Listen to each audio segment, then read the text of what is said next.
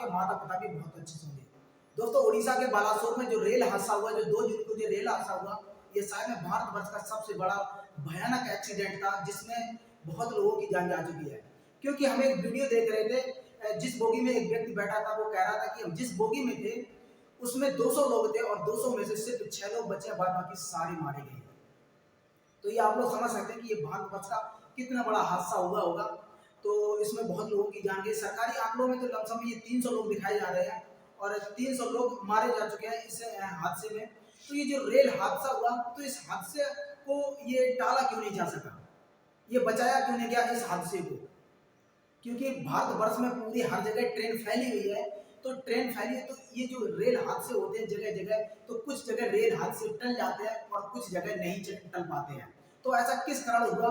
तो एक इस समय वीडियो वायरल हो रही है, जो हमारे रेल मंत्री अश्विनी वैष्णव जी की एक वीडियो वायरल हो रही है कि जिसमें 2022 में उन्होंने एक डिवाइस का उन्होंने वो किया था, उद्घाटन किया था। तो उस डिवाइस जो है, उड़ीसा के बालासोर में जो एक्सीडेंट हुआ, रेल हादसा हुआ, वहां पर वो डिवाइस नहीं लगी थी। इस वजह से इतने लोगों की वहां पर जान गई। अगर वो डिवाइस लगी होती तो ये तीनों ट्रेनें जो आपस में टकराई हैं, तो ये तीनों ट्रेनें आपस में नहीं टकराती। तो ये भारतवर्ष का सबसे बड़ा रेल हादसा था, जिसमें बहुत लोगों की जान गई है। तो हम लोग कहाँ कहाँ पर सुरक्षित हैं, किस ट्रेन में सुरक्षित है, वही हम आपको बताने वाले हैं। और इसका खर्चा कितना आता है और किस जोन में, जो भारतवर्ष में जो 19 जोन है, 19 जोन में सिर्फ एक ऐसा जोन है जो सिकंदराबाद है। सिकंदराबाद जो कि दक्षिण मध्य रेलवे, वहां पर हम सभी लोग सुरक्षित हैं। जी हाँ दोस्तों, 19 जोन में से सिर्फ एक जोन ऐसा है, सिकंदराबाद जोन, जो कि तेलंगाना में स्थित है। तेलंगाना में दक्षिण मध्य रेलवे सिकंदराबाद में, हम वहां पर पूरी तरह से सुरक्षित हैं।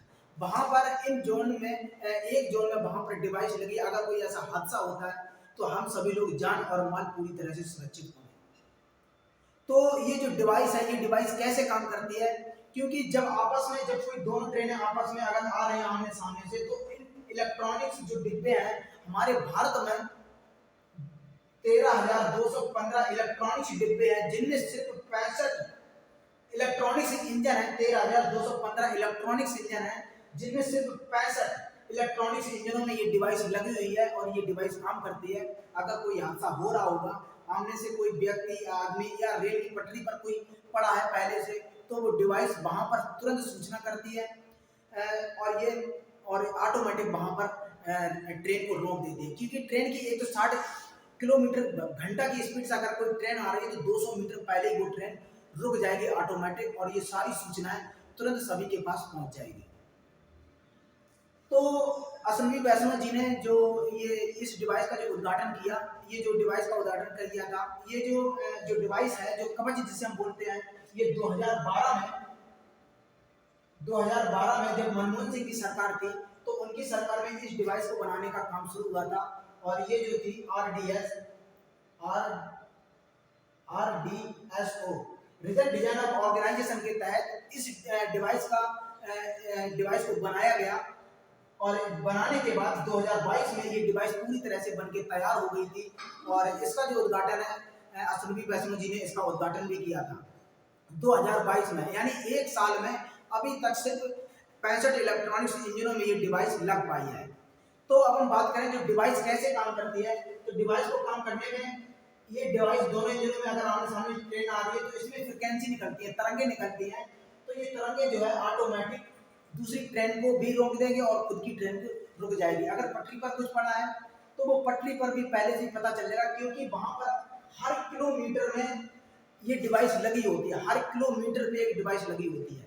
यानी 1 किलोमीटर के रेंज में उसका जो खर्चा आता है डिवाइस का, वो आता है 30 से 50 लाख रुपए। यानी 3 मिलियन से 5 मिलियन तक इस डिवाइस का खर्चा आता है लगाने का प्रति किलोमीटर। यानी 1 किलोमीटर में 30 से 50 लाख रुपए खर्चा आता है। और अगर विदेशों में यही बात करें, तो विदेशों में लमसम में 1 करोड़ खर्चा आता है, क्योंकि वहाँ की जो ट्रेनों की स्पीड होती है थोड़ी ज़्यादा होती है, टेक्नोलॉजी भी हाई है, तो इस वजह से वहाँ पर ज़्यादा खर्चा आता है। तो इसका जो उद्घाटन अश्विनी वैष्णव जी ने किया था 2022 में। तो अभी 65 इलेक्ट्रॉनिक्स डिब्बों में ये डिवाइस लग चुकी है और वहाँ पर हम पूरी तरह से जो दक्षिण मध्य रेलवे जो सिकंदराबाद जोन है वहाँ पर हम सभी लोग सेफ हैं। अगर वहाँ पर ट्रैवल करते हैं, सफ़र करते हैं तो वहाँ पर हम कोई ऐसा हादसा नहीं होगा। तो उड़ीसा के जो बालासोर में जो रेल हादसा हुआ, जहाँ पर जो तीनों जो ट्रेनें टकराई हैं, वहाँ पर वो कैसे टकराई हैं? तो क्या था कि एक ट्रेन दुरंतो एक्सप्रेस इधर से जा रही थी और यहीं पर सीधे क्या थे, दुरंतो एक्सप्रेस इधर से जा रही थी तो इसको मिल गया यहाँ पर ग्रीन सिग्नल। जब ग्रीन सिग्नल मिल गया तो ये बेधड़क जा रही थी, लेकिन इससे पहले यहाँ से गुजरी थी मालगाड़ी और मालगाड़ी यहाँ पर जाकर लूप लाइन पर खड़ी हो गई और ये कैंची जो थी इधर लूप लाइन के लिए लूप लाइन की तरफ मुड़ी हुई थी इसको, और इधर से दुरंतो एक्सप्रेस जब ग्रीन सिग्नल मिल गया लेकिन लूप लाइन यहाँ पर चेंज नहीं किया गया और लूप लाइन जब चेंज नहीं किया गया तो ग्रीन सिग्नल जैसे ही मिल गई तो ये दुरंतो एक्सप्रेस गाड़ी जो बेधड़क जा रही थी तो ये लूप लाइन की तरफ जो मुड़ी हुई थी कैंची तो ये लूप लाइन पर चली गई और वहीं पर खड़ी थी मालगाड़ी, तो मालगाड़ी पर खड़ी थी तो इधर दुरंतो एक्सप्रेस मिलर मालगाड़ी में टकरा गई। जैसे ही मालगाड़ी पर टकराई तैसे ही जो है इसके फरकच्चे उड़ गए और फरकच्चे उड़ते ही इसके 3 डब्बे, जो ये दुरंतो एक्सप्रेस के 3 डब्बे थे, तो ये 3 डब्बे इधर से यहाँ पर, और उसी समय यहाँ पर इतना बड़ा दुर्भाग्य देखिए कि इधर से एक ट्रेन जा रही थी, वो थी कोरोमंडल एक्सप्रेस। कोरोमंडल एक्सप्रेस जब इधर से जा रही थी और दुरंतो एक्सप्रेस के 3 डब्बे उछलकर इस गाड़ी पर जा गिरे। जैसे इस गाड़ी पर जा गिरे तैसे ही कोरोमंडल एक्सप्रेस भी एकदम उसका भी साथ में एक्सीडेंट हो गया। तो ऐसे ये जो 3 ट्रेनें थी तो तीनों ट्रेनें इस तरह हादसा हुआ। अगर वहां पर डिवाइस लगी होती तो ये तीनों ट्रेनें वहां पर नहीं टकराती और सबकी जान और माल की रक्षा हो जाती।